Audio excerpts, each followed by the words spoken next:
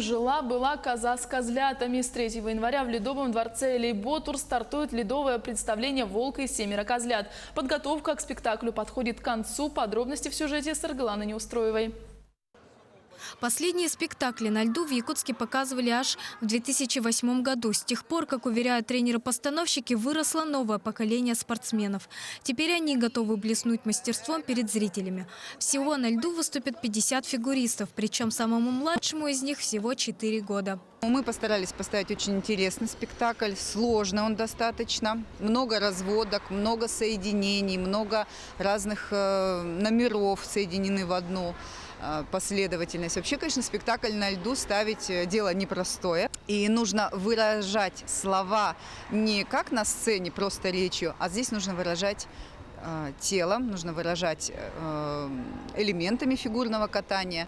Репетиции начались 3 недели назад, сразу после соревнований. Все актеры-фигуристы совершенно разного уровня подготовки. Среди них есть и те, кто встал на коньки совсем недавно. Но, как отмечают тренеры, репетиции спектакля проходят непринужденно, в праздничной обстановке.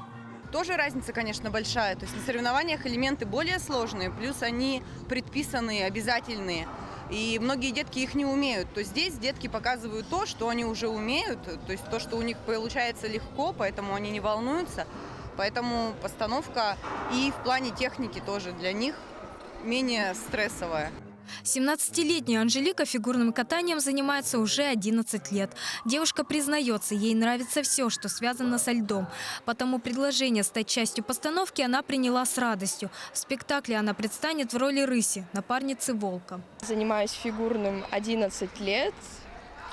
Поучаствовала в многих соревнованиях. Бронзовый призер на спартакиаде. 2 раза выигрывала республику. Первый раз встала на коньки в 5 лет. И меня сразу же отдали в фигурное катание. Спектакль покажут с 3 по 5 января. Билеты уже можно приобрести в кассах Ледового дворца Элейботур. По словам главного постановщика шоу, в этот раз зрители ожидают настоящая сказка на льду со световыми спецэффектами и любимыми мелодиями из советских кинофильмов.